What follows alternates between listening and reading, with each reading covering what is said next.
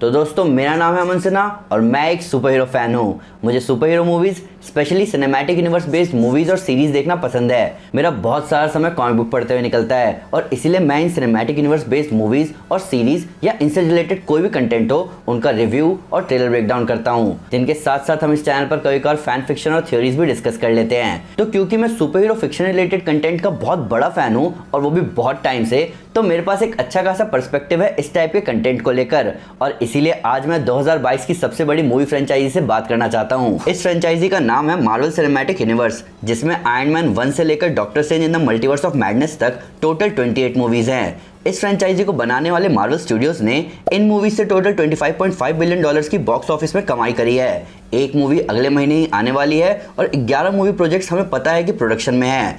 इस यूनिवर्स में अभी तक 60 डिज्नी प्लस सीरीज हैं और 15 अभी प्रोडक्शन में लाइंड अप है। इनके अलावा 3 ABC सीरीज, 6 नेटफ्लिक्स सीरीज, 2 होलू सीरीज और एक हेलस्टॉर्म प्रोजेक्ट भी मार्वल सिनेमैटिक यूनिवर्स का पार्ट है। तो अभी मैं इस पूरी वीडियो के दौरान मार्वल स्टूडियोज को मार्वल बोलूंगा। तो डियर मार्वल, प्लीज अपने मूवी के ट्रेलर और टीजर में ज्यादा कुछ रिवील मत करो। फिलहाल ये बहुत बड़ी प्रॉब्लम है। मैं लेटेस्ट एग्जांपल लेना चाहूंगा doctor strange in the multiverse of madness का, जिसके एक टीजर में हमें बिली और टॉमी साफ साफ दिखाए गए। हमें सैंक्टम पर अटैक, डिफेंडर स्ट्रेंज का ड्रीम वॉक और अर्थ 616 और 838 की वांडा एक दूसरे से मिलते हुए भी दिखा दिए गए थे।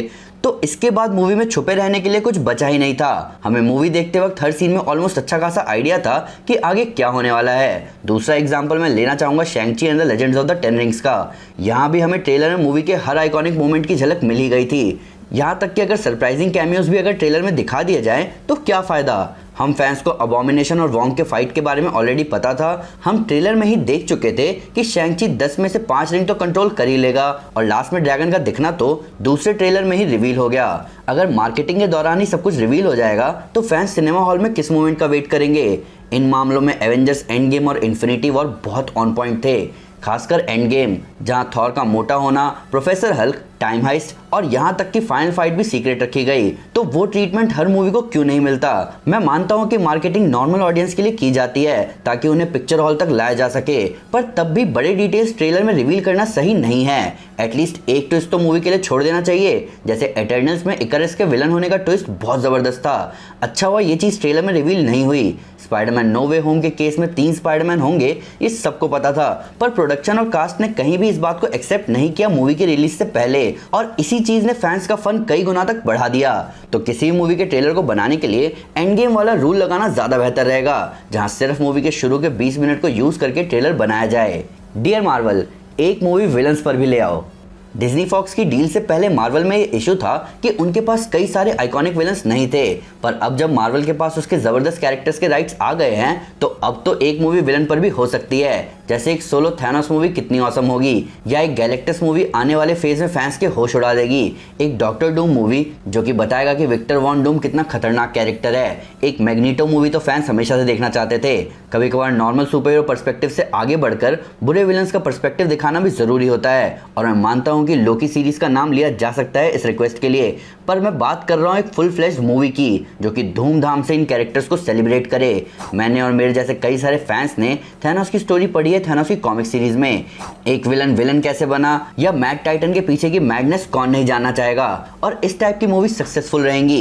एग्जाम्पल के लिए डीसी की जोकर मूवी ही ले लो, जो कि फैंस को भी पसंद आई और इस मूवी ने तगड़ी कमाई भी करी।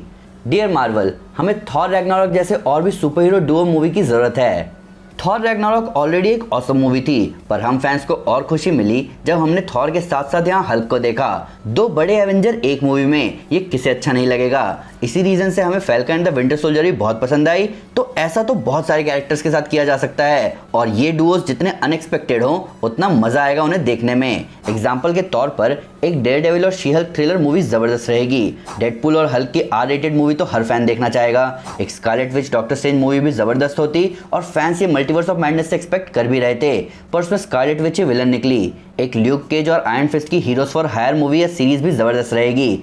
एक कैप्टन मार्वल और गार्डियन स्पेस एडवेंचर जबरदस्त रहेगा, और एक हॉकाई एंटमैन मूवी भी फैंस को बहुत पसंद आएगी।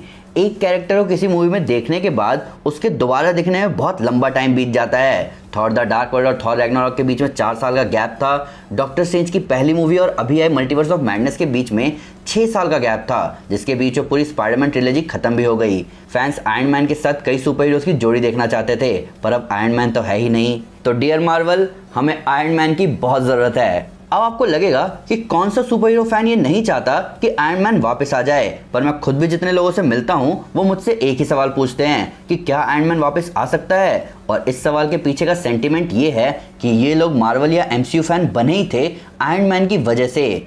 मैं और मेरे जैसे कई सारे लोगों ने 10th के बाद साइंस स्ट्रीम ली ही आयरन मैन से इन्फ्लुएंस होकर। मेरे दोस्त जैसे कई लोगों ने इंजीनियरिंग और स्पेसिफिकली मैकेट्रॉनिक इंजीनियरिंग ली थी आयरन मैन से इंस्पायर होकर।